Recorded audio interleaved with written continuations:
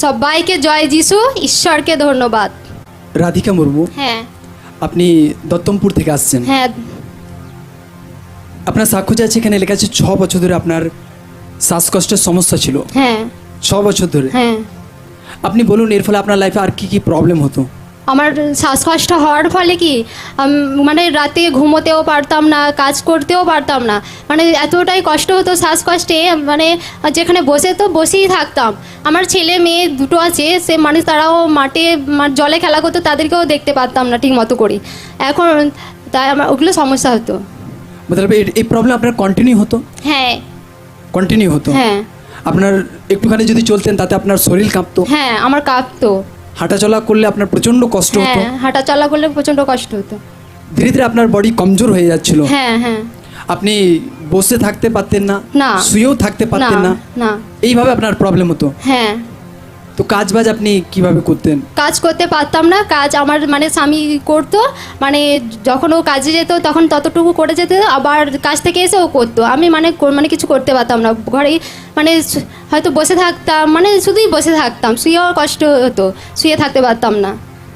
মতলব উঠতে বসতে চলতে ফিরতে সারে হ্যাঁ হ্যাঁ বিষয়ে আপনার প্রবলেমই প্রবলেম হতো? হ্যাঁ তো আপনার নিজের কাজগুলো অনেক কাজ আপনার হাজবেন্ড করে দিতেন, হ্যাঁ আর আপনি আপনার ছেলে মেয়েদেরও ঠিকঠাক দেখতে না পাচ্ছেন না। তো এইভাবে 6 বছর ধরে আপনার বডিতে সমস্যার কারণে আপনার লাইফ ধীরে ধীরে একদম পুরো খারাপ হয়ে যাচ্ছিল। হ্যাঁ হ্যাঁ আপনি কি এটার জন্য চিকিৎসা করিয়েছিলেন? হ্যাঁ চিকিৎসা করিয়েছি। আপনি বলুন।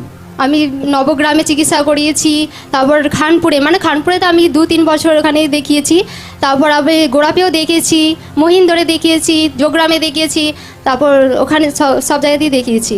মতলব অনেক জায়গাতে আপনি ট্রিটমেন্ট করিয়েছেন, হ্যাঁ হ্যাঁ হ্যাঁ কিন্তু ওষুধ তো খেয়ে যাচ্ছিলেন, প্রবলেম কিছুতেই সলভ হচ্ছিল না, না না। বরং ধীরে ধীরে শরীর আরো বেশি থেকে বেশি কমজোর হয়ে যাচ্ছিল। হ্যাঁ হ্যাঁ হ্যাঁ এর ফলে আপনার মনের অবস্থা কেমন ছিল? আমার মনের অবস্থায় কি, যখন ডাক্তার বলেছিল যে তোমাকে মানে যতদিন থাকতে হবে ততদিন ওষুধ খেয়ে যেতেই হবে, তখন কি মনে আমার এতটাই দুর্বল চলে এসেছিলাম, আমি কি কোনোদিন স্বাভাবিক হতে পারবো না, তাই মানে সবাই স্বাভাবিক হাঁটাচলা করছে, সবাই আছে, আমি কি স্বাভাবিক থাকতে পারতাম না, তাই আমি মানে কি আমার খুব কষ্ট হতো, দুঃখ হতো, দুর্বল হয়ে গেছিলাম, মতলব নিরাশায় পুরো পড়ে গিয়েছিলেন। হ্যাঁ হ্যাঁ আর উল্টো আপনার চিন্তা আসতো? হ্যাঁ আমার খুব চিন্তা, আমার উল্টো পাল্টা চিন্তা আসতো, মানে আমি কি কোনোদিন সুস্থ হব না, আমি কি কোনো ওষুধ ছাড়াই বেঁচে থাকবো, আর ওষুধ খেয়েও তো সুস্থতা জীবন পাচ্ছি না, ওষুধ ছাড়াই কি আমি মানে বেঁচে থাকবো, এরকম মনে হতো। মতলব লাইফে নিরাশা ছিল। হ্যাঁ হ্যাঁ এইভাবে পুরো 6 বছর ধরে শ্বাসকষ্টের সমস্যা আপনি ভুগছিলেন, লাইফে কোনো আরাম ছিল না। না।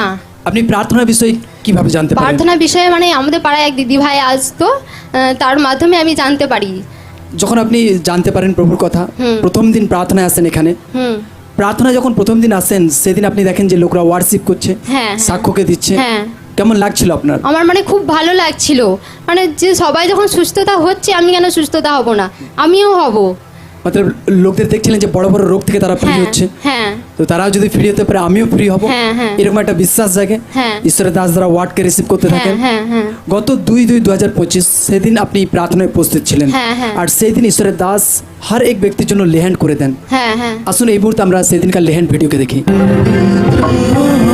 तू है पवित्र पवित्र मेरे परमेश्वर, पवित्र तू है पवित्र पवित्र मेरे परमेश्वर।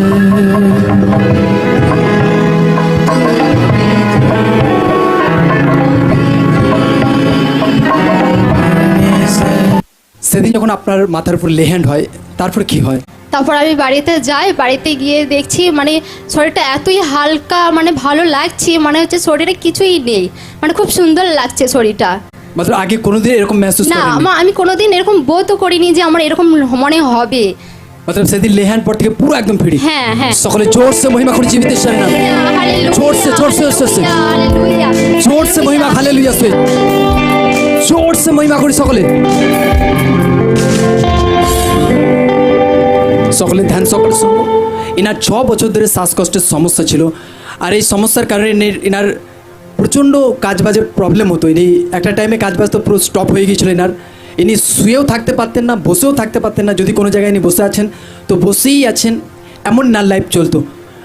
ধীরে ধীরে এনার বডিতে এমন ইফেক্ট আসে, এনার সারা শরীর কাঁপতো, যদি অল্প ইনি হাঁটতেন তাতে এনার প্রচণ্ড বুকে চাপ লাগতো, খাওয়া দাওয়া ঠিকঠাক করতে পারতেন না, কাজবাজ পুরো স্টপ হয়ে গেছিলো একটা টাইমে।